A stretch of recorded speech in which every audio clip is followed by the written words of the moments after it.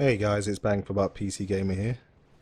And I know you must be thinking, why the hell have I got a Core i3 to my left and a i7 5930K Haswell E processor on my right? These CPUs have got nothing to do with each other in terms of performance and price. But this morning I was having a conversation with someone and they claimed that a dual core would not bottleneck two 390Xs in Crossfire.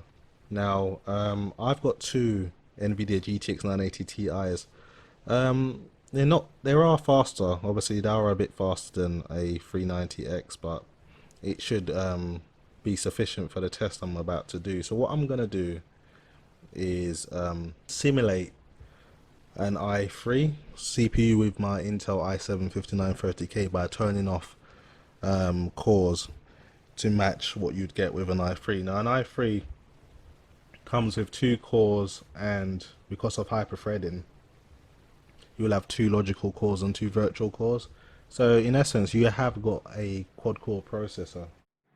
So I'm just going to quickly show you how I did my settings for my simulated i3. This is my MSI X99A Gaming 7 BIOS. So I'm going to go into overclock settings, and what I do is I go to CPU features, and what you'll see is you've got hyperthreading. You have the option of enabling and disabling that, and you can also see core 0 to 5, which will basically be all 6 cores of the Intel i7 5930K.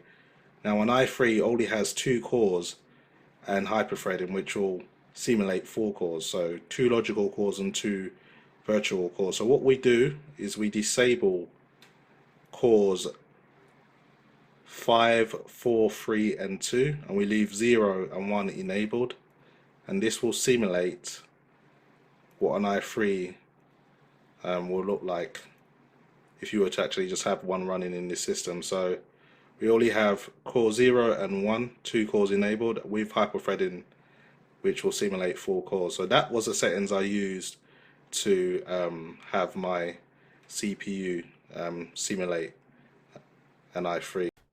So we're just going to take a quick look at my simulated i3 settings. As you can see, with Windows Task Manager open, you can see a total of 4 cores.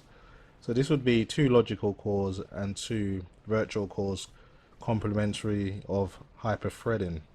So the computer does see this as a quad core processor.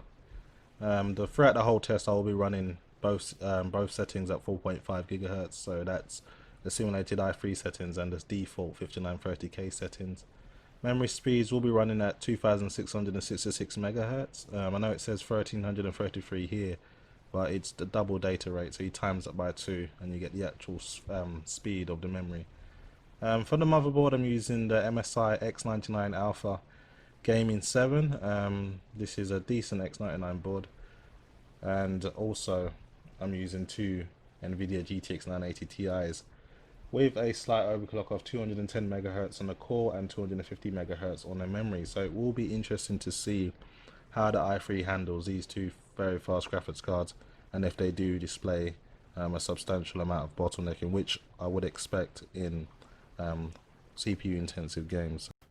So just a quick look at the system at its default settings. You can see there's 12 cores or 12 threads available to us. So 1, 2, 3, 4, 5, 6 logical cores and 6 virtual cores, complementary of hyperthreading. So obviously a lot more power available to us, which should allow us to drive these 2 GTX 980 Ti's at their full potential. So I'm going to shut up now and let's get on with the comparison. I hope you guys enjoy the rest of the video.